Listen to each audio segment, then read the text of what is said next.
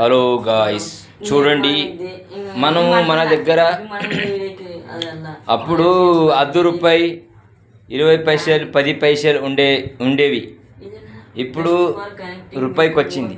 ఆటనా చారనా అన్నీ ఉండేవి.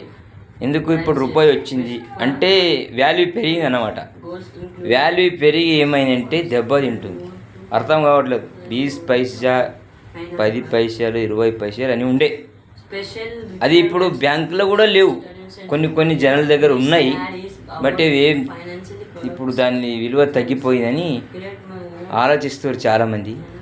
కానీ ఏంటంటే ఒక్క మాట, దానికి కొంత విలువ దీనికి లేదు. ఎందుకు లేదు? అట్లా ఉంది పొజిషన్.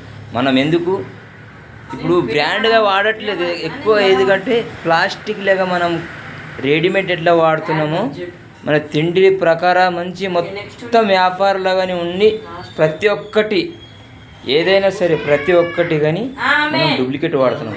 అది జాగ్రత్త పెట్టుకోండి. మీరు జాగ్రత్త ఆలోచించండి నిజంగా.